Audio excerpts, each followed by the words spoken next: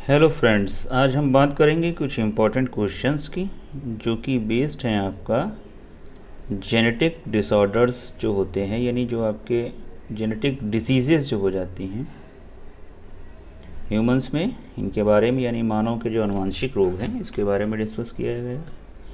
आइए स्टार्ट करते हैं। इसमें जो आपका फर्स्ट क्वेश्चन है, mongolism is also known as, mongolism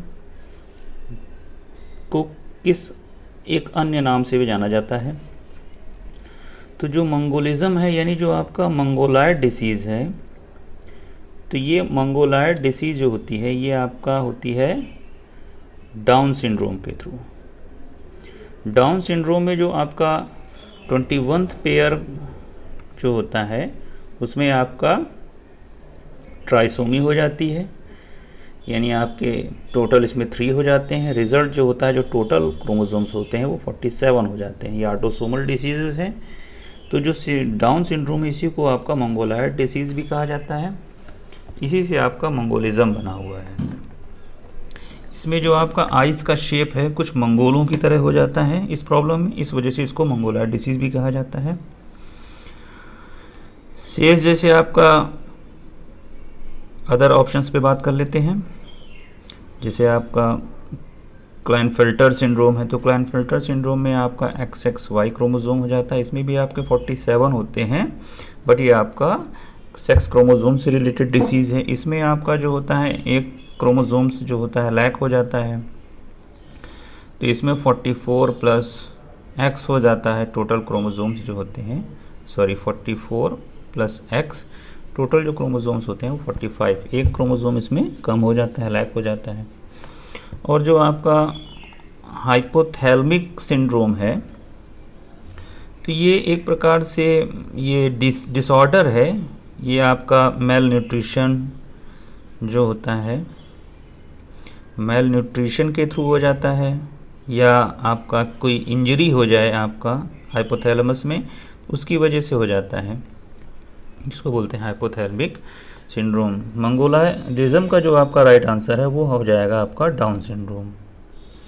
अब आते हैं नेक्स्ट क्वेश्चन पे। नेक्स्ट क्वेश्चन है आपका, frequency of Down syndrome increases when the maternal age is. अब जो डाउन सिंड्रोम होने की संभावना, या अदर जो आपका सिंड्रोमिक डिसऑर्डर्स हैं, इसमें जो आपका डाउन सिंड्रोम है इसके होने की जो संभावना सबसे ज़्यादा जो होती है वो तब होती है जब आपका जो मैटरनल यानी जो माँ की एज है वो आपका एबव 35 ईयर्स हो। 35 ईयर्स से जब ज़्यादा का पीरियड हो जाता है और जब लेडीज़ें माँ बनती हैं, उनमें जो है आपका सिंड्रोमिक डिसऑर्डर, खासकर आपका डाउन सिंड्रोम होने की संभावना काफ़ी ज़्यादा बढ़ जाती है। क्योंकि जो इसमें आपका ये जो 35 के लगभग 5-6 साल के बाद लगभग 40 से 45 के बीच में आपका जो आपका मेंस्ट्रुअल साइकिल है वो स्टॉप होने लगती है, यानी मेनोपॉज की कंडीशन आने लगती है। और जो आपके इस समय एग रिलीज़ होते हैं इस एज के बाद, वो प्रॉपरली उतने बेटर क्वालिटी के नहीं होते हैं, और इस वजह से इस टाइम पे जो सिंड्रोमिक डिसऑर्डर है, खासकर डाउन सिंड्रोम, इसके होने की संभावना सबसे ज़्यादा होती है। अब आते हैं नेक्स्ट क्वेश्चन पे। नेक्स्ट क्वेश्चन है आपका, Edward Patau Down syndromes are. जो आपके एडवर्ड पटाउ और डाउन सिंड्रोम है ये क्या हैं?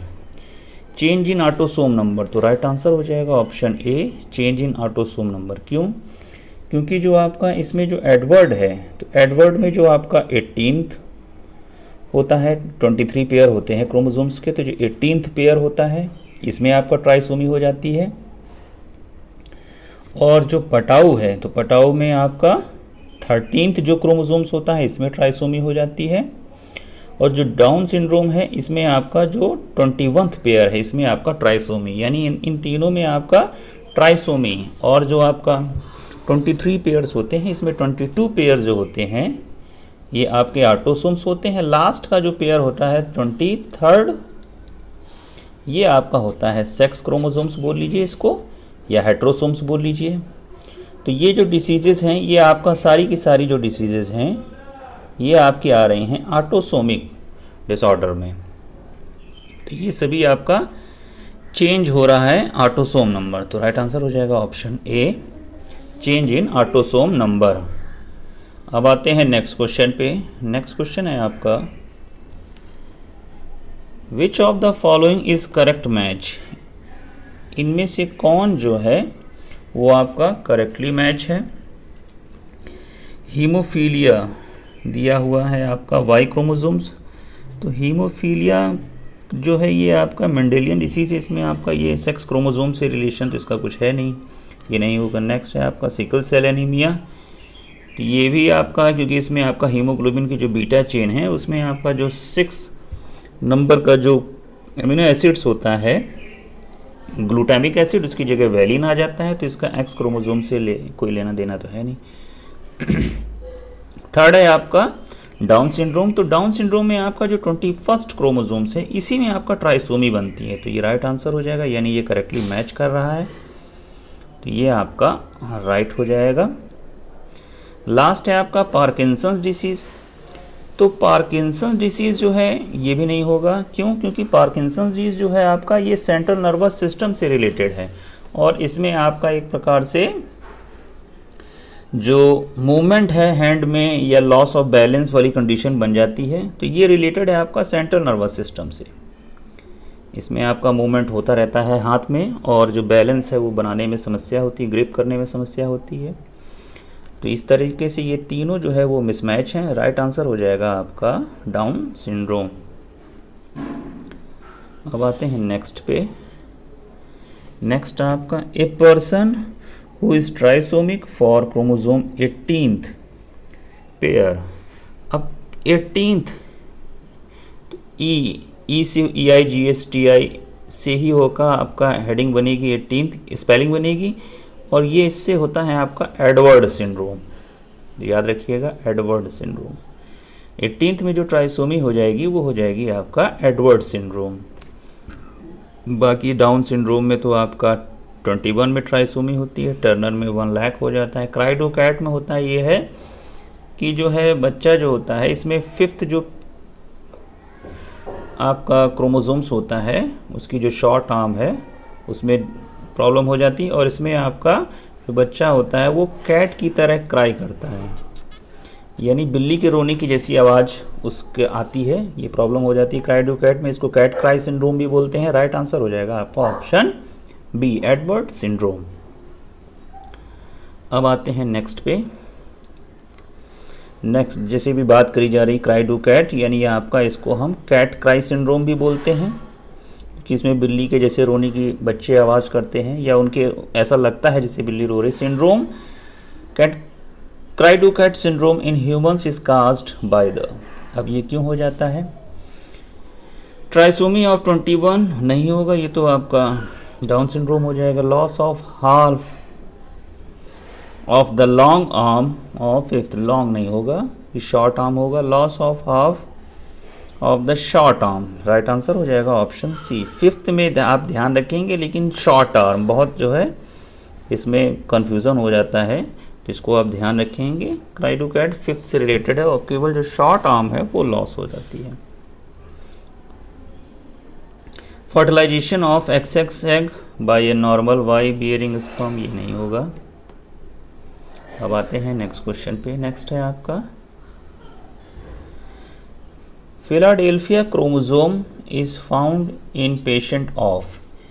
फिलाडेल्फिया जो क्रोमोसोम्स है ये आपका किस प्रकार के पेशेंट में पाया जाता है? तो फिलाडेल्फिया जो क्रोमोसोम्स है इसका जो राइट आंसर हो जाएगा वो हो जाएगा ऑप्शन ई, क्रॉनिक माइलोजिनस ल्यूकीमिया, यानी जो आपका फिलाडेल्फिया क्रोमोसोम है ये आपका क्रॉनिक माइलोजिनस ल्यूकीमिया जिनमें प्रॉब्लम होती है उनमें ये आपका पाया जाता है।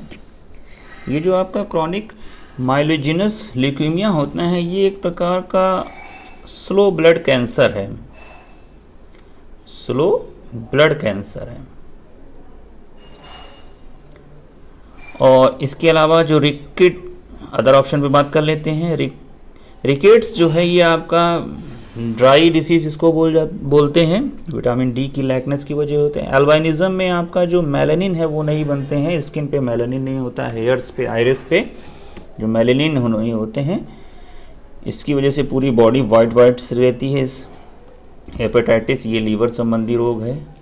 इसके अलावा जो इंसोमिया है, तो इंसोमिया जो होता है इसमें आपका जो पेशेंट होता है वो बहुत रेस्ट फीलिंग नहीं करता है, मतलब उसको फील जो ऐसा लगता है वो हमेशा एक उलझन में है, तो वो नॉट फील वेल रेस्ट, तो ये आपका कंडीशन कहलाती है इंसोमिया।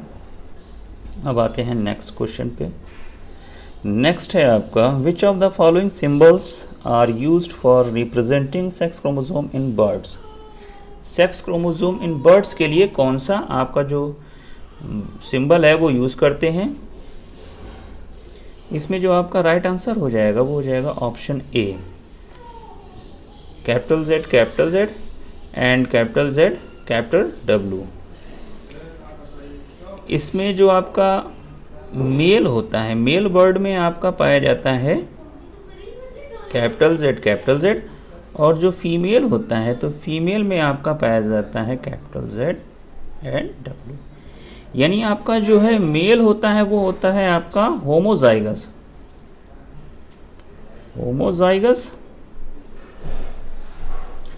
और जो फीमेल होती है वो होती है आपकी हेट्रोजाइगस।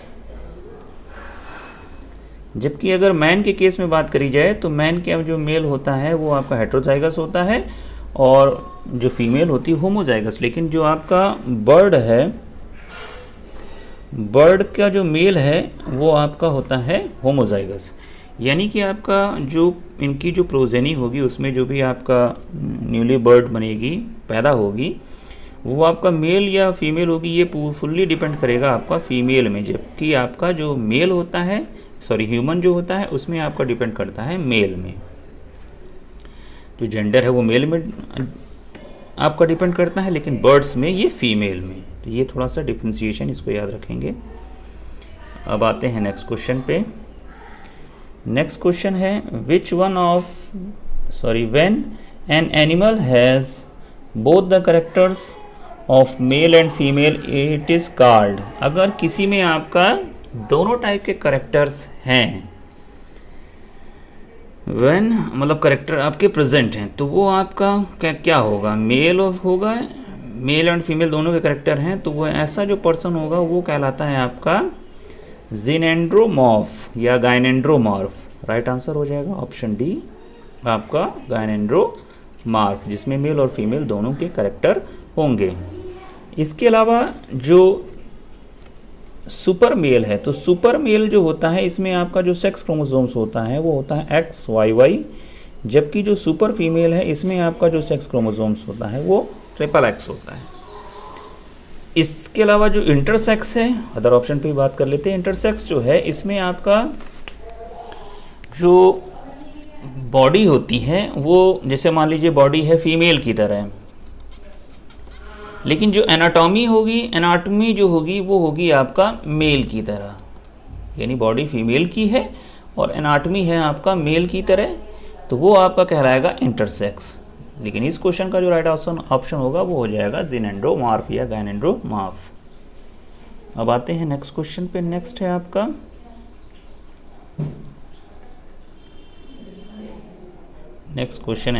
इन गाइनेंड्रोमॉर्फ। अब इसमें कौन सी आपका जो कंडीशन है वो फुलफिल होती है। ऑप्शन ए दे रखा है all cells have XX genotype. इसमें आपका ऑल सेक्स जो है सेम, तो XX तो वो मेल ही हो जाएगा, यानी ऑप्शन नहीं होगा। इसके अलावा ऑल सेल्स फीमेल हो जाएगा अगर XX है तो आपका, यानी ये नहीं होगा। XY है तो मेल हो जाएगा, ये भी नहीं होगा। All sales with genotype XXY, तो ये तो आपका क्लाइनफेल्टर सिंड्रोम की बात हो जाएगी। लेकिन यहाँ पर जो लास्ट कंडीशन है, some cells of body contain XX and some cells with genotype XY, तो ये हो जाएगा आपका राइट आंसर ऑप्शन डी। अब आते हैं नेक्स्ट क्वेश्चन पे। नेक्स्ट है आपका a man enlarged breast, sparse hair on the body and sex chromosomal formula XXY उसके ब्रेस्ट हैं और बॉडी पे हेयर्स भी हैं आपका, लेकिन जो उसका क्रोमोसोम का फॉर्मूला है वो है आपका XXY। He then suffers from, तो ये पर्सन क्या होगा, तो ये पर्सन आपका जो हो जाएगा वो हो जाएगा क्लाइनफेल्टर सिंड्रोम। क्लाइनफेल्टर सिंड्रोम में आपका XXY होते हैं। इसके अलावा डाउन, टर्नर और एडवर्ड के बारे में आप पढ़ चुके हैं। अब आते हैं नेक्स्ट क्वेश्चन पे। नेक्स्ट है आपका sex linkage was discovered by. Sex linkage को किसने डिस्कवर्ड करा था, तो इसको डिस्कवर्ड करा था TH मॉर्गन ने। राइट आंसर हो जाएगा आपका मॉर्गन। नेक्स्ट है आपका sex linked character are usually. Sex link जो करेक्टर हैं वो जनरली कैसे होते हैं, तो ये सेक्स लिंक करेक्टर जो होते हैं जनरली आपका होते हैं रिसेसिव। राइट आंसर हो जाएगा आपका ऑप्शन बी, रिसेसिव। अब आते हैं नेक्स्ट क्वेश्चन पे। A hereditary disease which is never passed off on from father to son, यानी कोई एक हेरिडिटरी डिसीज है वो आपका फादर से सन में नहीं जा सकती है। वो हेरिडिटीज कौन सी कंडीशन में हो सकती है, तो आपका ऑटोसोमल, ऑटोसोम के थ्रू तो किसी से भी हो जाएगा। नेक्स्ट है आपका एक्स क्रोमोसोमल लिंक, तो ये हो जाएगा आपका राइट आंसर। क्यों, क्योंकि आपका जो फादर है उसमें होगा XY क्रोमोसोम और जो सन होगा तो सन में आपके होंगे X एंड Y। तो Y हर कंडीशन में आपका फादर से आएगा, यानी फादर से आपका X कभी आ ही नहीं सकता। तो ये अगर X लिंक डिसीज़ है तो वो आपका फादर में है, तो वो आपका कभी भी सन में नहीं आ सकती। तो राइट आंसर हो जाएगा आपका option B, X chromosomal linked disease. शेष आपके ऑप्शन आपके रॉन्ग हो जाएंगे। अगर Y क्रोमोसोमल लिंक्ड है तो ये आपका फादर से उसकी डॉटर में जा सकती है। अब आते हैं नेक्स्ट पे। नेक्स्ट है आपका which of the following is not a x linked recessive disease. इनमें से कौन जो है वो आपका एक्स लिंक्ड रिसेसिव डिसीज नहीं है, इज नॉट। इसका जो आपका राइट आंसर हो जाएगा वो हो जाएगा ऑप्शन बी, बीटा थैलेसीमिया। तो ये आपका जो थैलेसीमिया है तो ये आपका जेनेटिक म्यूटेशन डिसीज़ है। इसमें जो पर्सन होता है उसमें आपका जो हीमोग्लोबिन की जो बीटा चेन है, तो हीमोग्लोबिन की बीटा चेन का फॉर्मेशन प्रोड्यूस नहीं हो पाता या अनेबल होता है बनाने में। इसकी वजह से इसमें आपका काज हो जाता है एनीमिया। इसकी वजह से इसमें आपका एनीमिया काज हो जाता है। हीमोग्लोबिन की जो बीटा चेन का फॉर्मेशन ना होने के कारण ये प्रॉब्लम आपका हो जाती है। इसके अलावा जो कलर हीमोफीलिया है, तो हीमोफीलिया जो है वो आपका इसमें ब्लड क्लॉटिंग नहीं होती है। कलर ब्लाइंडनेस में आपका जो पर्सन होता है वो रेड और ग्रीन में डिफ्रेंशिएट नहीं कर पाता है कलर में।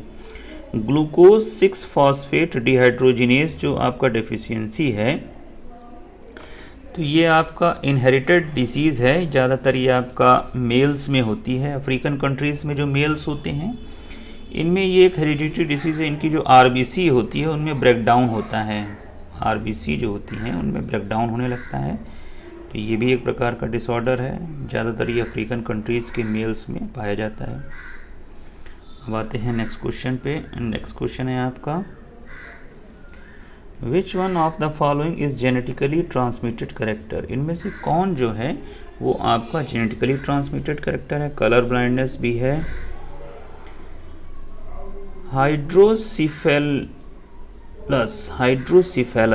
हाइड्रोसिफेलस जो है ये आपका एक डिसीज़ है। इसमें आपका एक्यूमुलेशन हो जाता है आपका वाटर या सेरिब्रोस्पाइनल फ्लूइड जो होता है वो ब्रेन में भर जाता है। उस कंडीशन को बोलते हैं हाइड्रोसिफेलस। ये भी आपका जेनेटिकली ट्रांसमिटेड करेक्टर है। हीमोफीलिया ये भी आपका जेनेटिकली ट्रांसमिटेड करेक्टर है। और मस्कुलर डिस्ट्रॉफी ये भी आपका जेनेटिकली ट्रांसमिटेड करेक्टर है। तो इसमें जो आपका राइट आंसर हो जाएगा वो हो जाएगा option E, all of these, यानी ये सभी जो है वो आपका जेनेटिकली ट्रांसमिटेड करेक्टर्स हैं। अब आते हैं नेक्स्ट क्वेश्चन पे। नेक्स्ट क्वेश्चन है आपका, person who are colour blind can not distinguish. अब जो किसी में आपका अगर कलर ब्लाइंडनेस वाली प्रॉब्लम है तो वो क्या चीज़ वो है, वो आपका विभेदित नहीं कर पाता है। तो इसमें जो आपका राइट आंसर हो जाएगा वो हो जाएगा option A, red and green. जो आपका पर्सन है कलर ब्लाइंडनेस वाला, वो रेड और ग्रीन कलर में डिफ्रेंशिएट नहीं कर पाता है। अब आते हैं नेक्स्ट पे। नेक्स्ट है आपका ड्यूटेरोनेपिया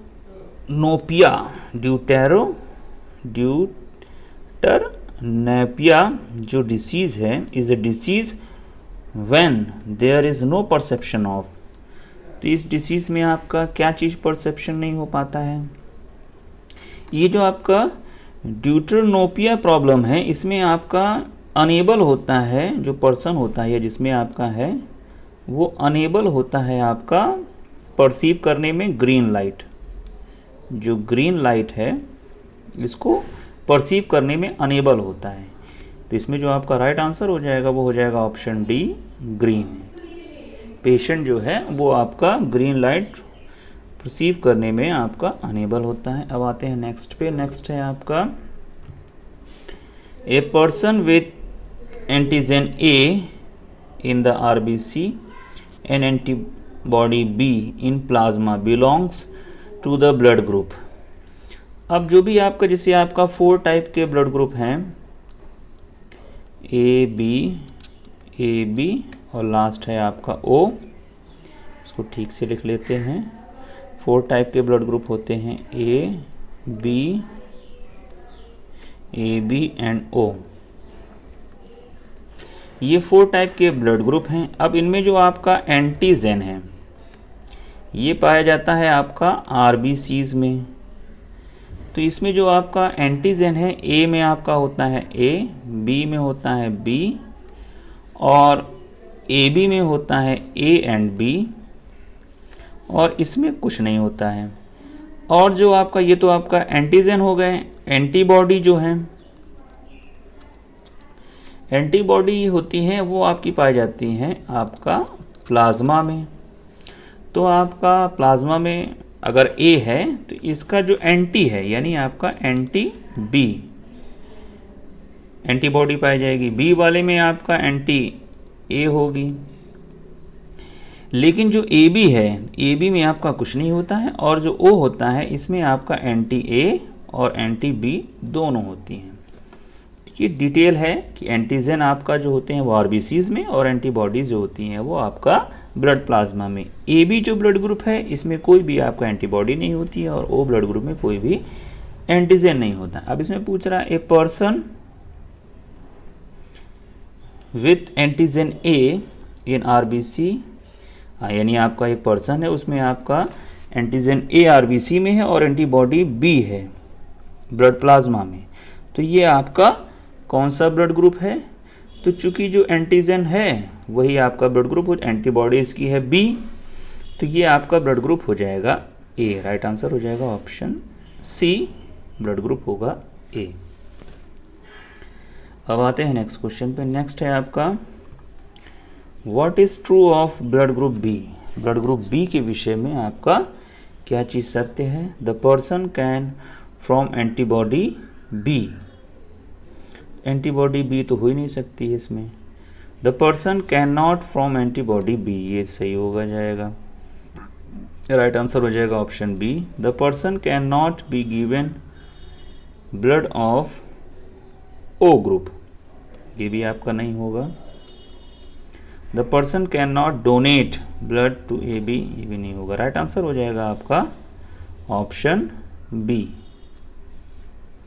अब आते हैं नेक्स्ट क्वेश्चन पे। नेक्स्ट क्वेश्चन है आपका, in which blood group antigens are absent. इनमें कौन सा आपका जो ब्लड ग्रुप है उसमें आपका एंटीजन एब्सेंट होता है। तो जो ओ ब्लड ग्रुप है उसमें एंटीजन, और ए बी ब्लड ग्रुप में आपका एंटीबॉडी। तो राइट आंसर हो जाएगा option D, O blood group. O blood group में कोई प्रकार का एंटीजन नहीं होता है। बी ब्लड ग्रुप जो होता है इसमें किसी भी प्रकार की एंटीबॉडी नहीं होती है। राइट आंसर हो जाएगा ऑप्शन डी। अब आते हैं नेक्स्ट पे। नेक्स्ट है ए पर्सन ऑफ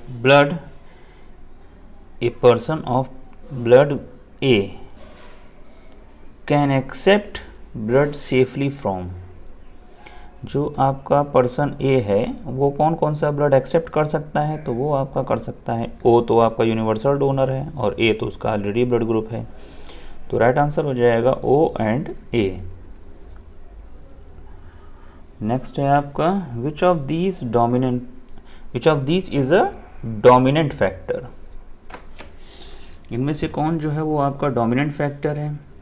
तो ये ज़्यादातर आपका डिसीजेज हैं जो कि आपका रिसेसिव फैक्टर की, लेकिन जो आपका RH फैक्टर है ये आपका डोमिनेंट फैक्टर है। अब आते हैं नेक्स्ट क्वेश्चन पे। नेक्स्ट क्वेश्चन है आपका a child suffers from erythroblastosis fetalis if. जो बच्चा है वो आपका एरिथ्रोब्लास्टोसिस फर्टाइलिस जो है आपका, इस प्रॉब्लम से कब किस कंडीशन में आपका ये प्रॉब्लम आती है बच्चों में। तो आपका ये प्रॉब्लम तब आती है जब मदर का ब्लड ग्रुप हो निगेटिव, यानी मदर हो RH निगेटिव और जो फादर है आपका वो हो RH पॉजिटिव। ये तो प्रॉब्लम तभी आती है आपका एरिथ्रोब्लास्टोसिस फर्टाइलिस। इसमें आपका जो फर्स्ट बेबी है वो बाउंड कर जाता है, उसके बाद आपका जो बेबी है वो सर्वाइव नहीं कर पाते हैं, क्योंकि आपका जो पॉजिटिव ब्लड ग्रुप की जो एंटीबॉडीज़ हैं वो क्रिएट हो जाती हैं और वो उसको न्यूली बॉर्न बेबी को, जो डेवलपिंग बेबी होता है, उसको डिस्ट्रॉय कर देती हैं ड्यूरिंग गेस्टेशन पीरियड। अब आते हैं नेक्स्ट क्वेश्चन पे। नेक्स्ट है आपका Alzheimer's disease in humans is associated with the deficiency of. जो ह्यूमंस में अल्जाइमर डिसीज होती है वो आपका किसकी डेफिशिएंसी की associate with the deficiency of. Deficiency इसमें क्या हो जाती है, तो इसमें जो आपका डेफिशिएंसी हो जाती है वो हो जाती है option C acetyl choline. Right answer हो जाएगा ऑप्शन सी एसिटिल कोलिन। इसको याद रखेंगे। अल्जाइमर्स डिसीज जो होती है जिसमें आपका मेमोरी लॉस हो जाता है, जो मेमोरी है वो आपका लॉस होने लगती है, आदमी भूलने लगता है, छोटी छोटी बातें भूल जाता है, रास्ता भूल जाता है, जगह भूल जाता है, अल्जाइमर डिसीज होती है ये। नेक्स्ट है आपका albinism and phenylketonuria are disorder due to. Albinism और आपका फेनिलकीटोन्यूरिया जो डिसीज़ हैं, डिसऑर्डर हैं, ये आपके होते हैं रिसेसिव टाइप के। तो राइट आंसर हो जाएगा option C recessive autosomal genes. इसी की वजह से ये आपको ये प्रॉब्लम होती है। अब आते हैं नेक्स्ट पे। नेक्स्ट है आपका phenylketonuria is a genetic disorder of. Phenylketonuria disease जो है ये आपका किस टाइप का आपका जेनेटिक डिसऑर्डर है आपका, तो ये आप इसका जो राइट आंसर हो जाएगा वो हो जाएगा ऑप्शन, इसमें आपका एक्स लिंक तो नहीं होगा, ट्राइसोमिक कंडीशन भी नहीं होगी, मोनोसोमिक भी नहीं होगी, और ये जो डिसऑर्डर होगा ये हो जाएगा आपका option D autosomal recessive gene. अब आते हैं नेक्स्ट क्वेश्चन पे। नेक्स्ट क्वेश्चन है आपका जो कि आपका आज का लास्ट क्वेश्चन है। In sickle cell anaemia the sequence of amino acid from first to 7th position of beta chain of haemoglobin S is. जो आपका सिकल सेल एनीमिया है इसमें आपका प्रॉब्लम जो होती है वो हीमोग्लोबिन की जो आपका जो बीटा चेन है, तो बीटा चेन में जो आपका 6 पोजीशन पे आपका होता है नॉर्मल ग्लूटामिक एसिड, तो इसकी जगह जो आपका आ जाता है वैलिन। तो इसमें आपका जो सीक्वेंस देख लेंगे 6 पोजीशन पर 1 2 3 4 5 6, तो यहाँ जहाँ जहाँ वैलिन दिख जाए, तो अगर आप देखेंगे तो हमें यहाँ वैलिन दिख रहा है, यहाँ वैलिन दिख रहा है और यहाँ वैलिन दिख रहा है, यानी ये आपके ऑप्शन हो गए कट। 6 पोजीशन पे होता है वैलिन 1 2 3 4 5 6, 6 पोजीशन पे आपका वेलिन हो गया। अब इसमें आपका 3 ऑप्शन आ रहे हैं, तो इसमें जो आपका अगर आप देखेंगे तो इसमें आपका थोड़ा सा याद रखेंगे कि आपका जो फर्स्ट पोजीशन है सिकल सेल एनीमिया वाली, उस फर्स्ट पोजीशन पर भी वेलिन होगा और जो 6 पोजीशन पर भी आपका वेलिन होगा। इसको आप याद रखेंगे एग्जामिनेशन पॉइंट ऑफ व्यू से। तो इसमें जो आपका राइट आंसर हो जाएगा वो हो जाएगा आपका ऑप्शन ए। इसमें अगर आप देखेंगे, क्योंकि यहाँ पर फर्स्ट पोजीशन पर सी में दिख रहा है और सी ऑलरेडी कट चुका है, सी और ई पहले ही कट चुके हैं, और इसमें आपका बाकी में आपको कहीं फर्स्ट पोजीशन पर आपका वेलिन नहीं दिख रहा है। तो आसानी से आप इसको सॉल्व कर लेंगे। राइट आंसर हो जाएगा आपका ऑप्शन ए। जो सीक्वेंस होगा आपका सिकल सेल एनीमिया में वो आपका होगा फर्स्ट पोजीशन पे आपका होगा वेलिन, और आपका 6 पोजीशन पर तो वेलिन हो ही जाता है। फर्स्ट पोजीशन पर नॉर्मल कंडीशन में भी वेलिन होता है, लेकिन नॉर्मल कंडीशन में 6 पोजीशन पर आपका वेलिन की जगह होता है ग्लूटामिक एसिड। राइट आंसर हो जाएगा ऑप्शन ए। तो ये थे कुछ इंपॉर्टेंट क्वेश्चन जो कि बेस्ड थे आपके जेनेटिक डिसऑर्डर अनुवांशिक रोग पे। So thank you for watching this video. Thank you.